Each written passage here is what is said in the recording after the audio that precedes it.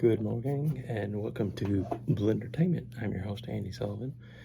But a week behind, so let's get to the Iowa Corn 350 last weekend. Stages 1 and 2 were won by Brad Keselowski. It had been 6 years since he swept the first two stages. William Byron stretches fuel enough to win the race. Summerslam last weekend, 113,722 over 2 nights, made it the biggest SummerSlam in history. Cody Rhodes regained the WWE Championship. That was the biggest news of the show. Actually, no, it was not. The biggest news: CM Punk beat Gunther to win the world title, but in just a few seconds, Seth Rollins' music hits, a quote-unquote injured Seth Rollins. He wasn't. That whole thing was a smokescreen, and Seth Rollins is your new World Heavyweight Champion. Now, I think Clash in Paris, we're going to see Seth Rollins successfully defend the world title against CM Punk, Roman Reigns, and LA Knight in a fatal four-way. And then I think we might see CM Punk, or then we might see LA Knight lose to Seth Rollins one-on-one. And we'll see what else goes down. As for everything else that happened at SummerSlam,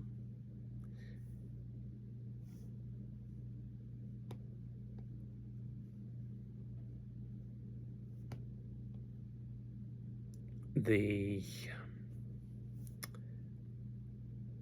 championship, as I said, Cody Rhodes defeated John Cena. Now, at Clash, we're going to see Cody Rhodes defend the title against Drew McIntyre, and John Cena face Logan Paul, which everybody's already given that match crap, but it's probably going to be better than people think, because Logan Paul always surprises. I mean, like the guy or not, and a lot of people don't. And let's see, also at SummerSlam, Dominic Mysterio successfully defending the Intercontinental title against AJ Styles. That feud is probably over, although we could see Dominic and Roxanne Perez versus AJ Styles and a woman of his choosing. You know, it'd be funny if it was AJ Styles and Raquel Rodriguez. But they are tag team champions, so that probably won't happen.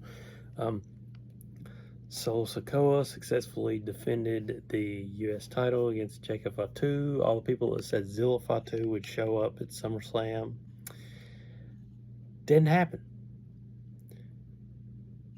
Becky Lynch defeated Lyra Valkyria in an ODQ match, meaning that Lyra now cannot challenge for the Women's Intercontinental title as long as Becky is the champion. Tag Team Title 6-Pack Challenge, TLC match. The Wyatt Six won. The Wyatt Six were victorious. Women's World Championship, Naomi retained.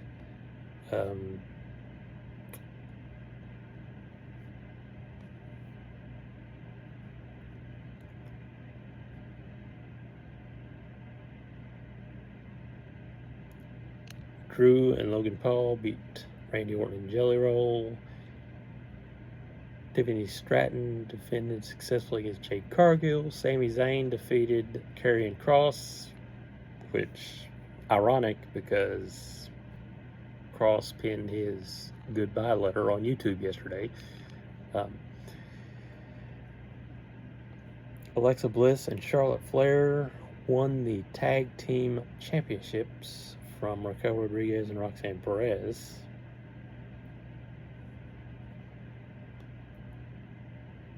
Roman Reigns and Jey Uso defeated Braun Breaker and Bronson Reed. And the next night, Breaker and Reed took Reigns out. So we'll see how that goes. Something else that happened while I was out, Lonnie Anderson passed away. Of course, a lot of us know Lonnie Anderson from WKRP in Cincinnati. Plenty of movies and TV shows that, and of course, the marriage to the late Burt Reynolds. So, rest in peace, Lonnie Anderson. As announced Wednesday, August 6th, WWE PLEs are headed to ESPN starting in 2026. So get ready for $30 monthly events. Eventually, we'll be back to paying $50 for each show like we did in the 90s. It's not happening yet, but give it about a year, maybe even less. But we'll probably get to 50. And everybody's saying, there's people saying, it's not going to be $50. You're blowing it out of proportion. Just remember, and the people that are saying I'm blowing it out of proportion probably don't remember this because they're too young.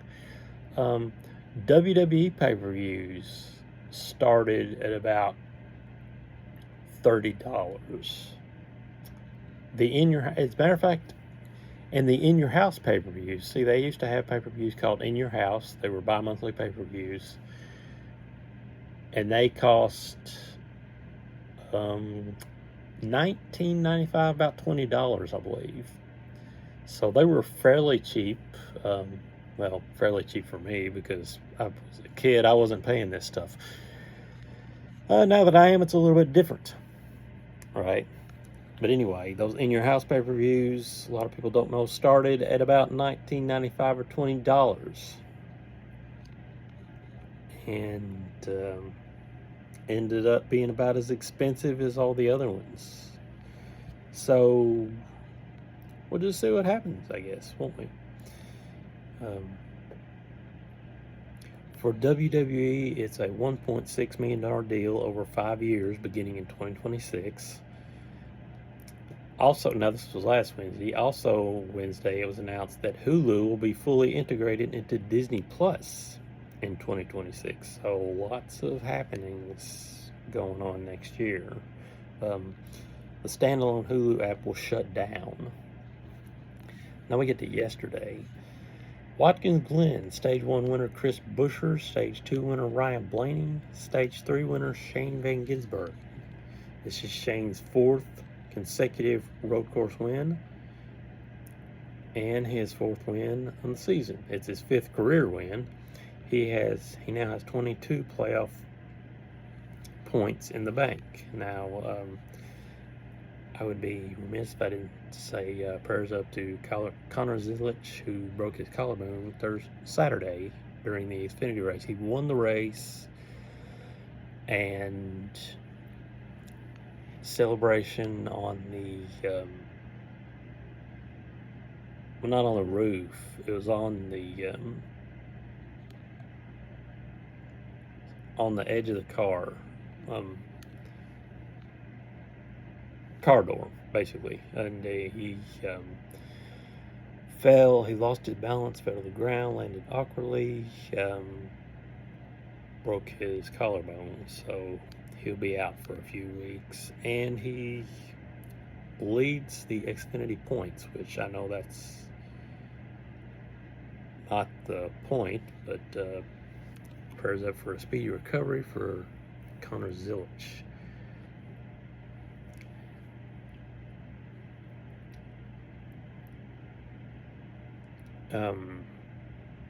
I'm honestly, it's back to back to the WWE news. With them moving their PLEs to ESPN next year, left us with a lot of questions. Last I heard, PLEs are going to go back to $30 for now. I'm sure more will come out as we get closer to time. I'm honestly surprised that AEW hasn't taken pot shots at WWE over this, as per their usual.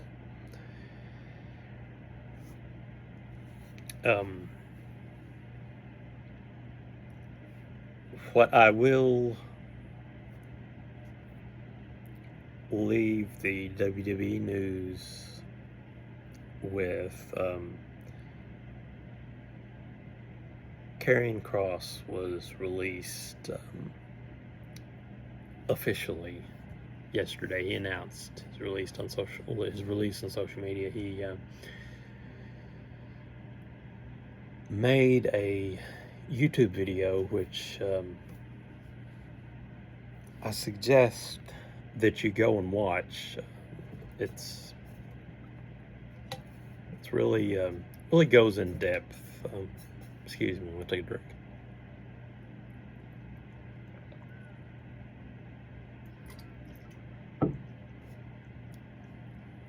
It really goes in depth about everything. It's posted on was posted on Twitter yesterday.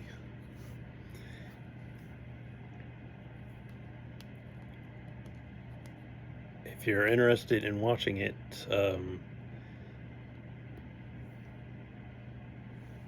he updated it to his YouTube channel at Killer Kross channel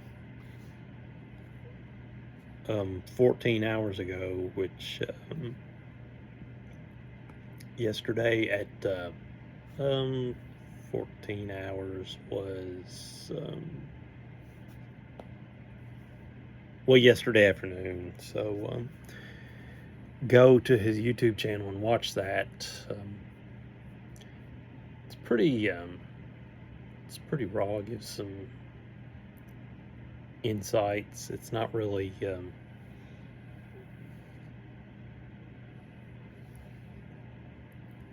it's not a bitch fest or anything like that, but it's interesting, his insights on the whole matter.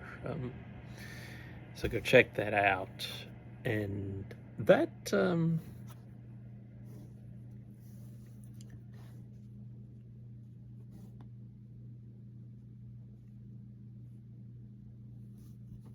well, I will actually end with a Raw on Netflix preview for tonight. Now, the question that a lot of people are asking is Raw and SmackDown or one or the other going to be hijacked by Killer Kross chants or Karrion Kross chants? It wouldn't do any good, probably, but I think it would be a pretty cool show of support. Now, there are a lot of people asking, is this real or is this a work? After the whole R-Truth thing where they fired him and then brought him back, but they really they really haven't done a whole lot with him since they brought him back. But tonight on Raw, let's see, if the finish of any of last week's Raw is any indication, then Quebec City needs to prepare for some fireworks when Raw goes down tonight on Netflix. CM Punk is back and is pissed after Seth Rollins pulled off the ruse of the century at SummerSlam. Now, if he wins the briefcase again and does this again, they've done the heist of the century for WrestleMania. Now, SummerSlam is the ruse of the century. What if he does this one time at Survivor Series? What are they going to call it then? They've done Heist of the Century. They've done Ruse of the Century. Hijack of the Century. What? Actually, Hijack of the Century sounds pretty good.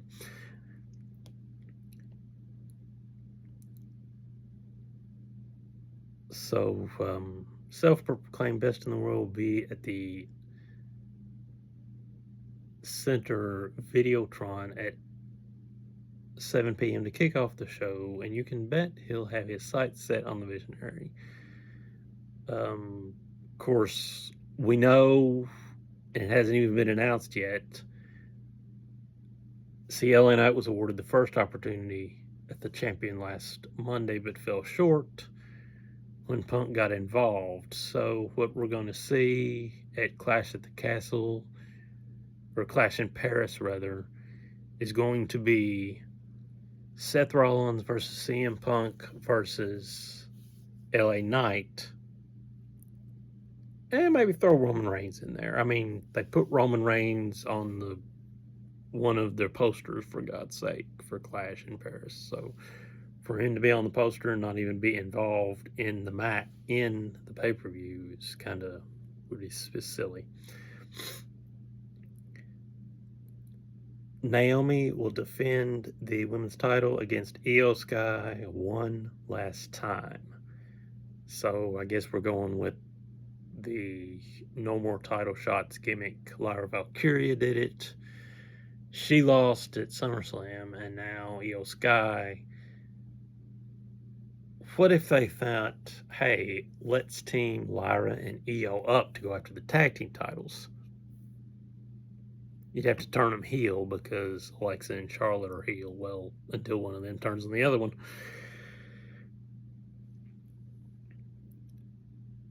And Becky Lynch will go one-on-one in a squash match against Maxine Dupree. And Canada's own Sami Zayn will face Rusev. Now, Sami Zayn had a non-title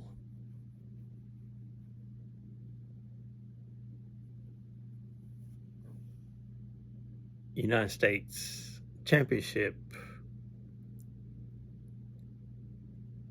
win or a match against Solo Sikoa Friday on SmackDown. Will he get a United States title match at Clash in Paris? We'll see. But Sami Zayn and Rusev tonight, we'll see what happens there. So we got 3 matches. And who knows how long the show's going to be. It's usually the only thing that's been 3 hours has been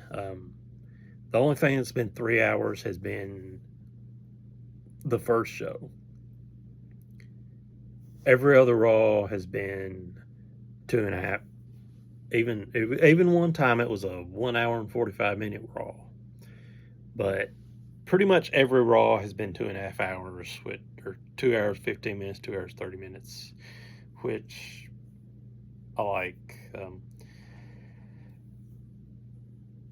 I don't watch Raw live, as I've told you. But, yeah, Raw should be, well,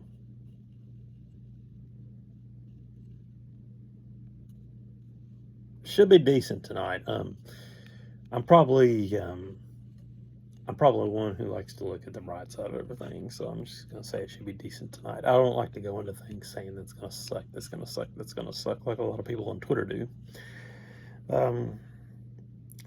So that's it for my Blue Entertainment vlog for the week of August 11th. 2025. I hope to be back next week. And I'll catch you guys later. Peace out. Have a great week. See ya.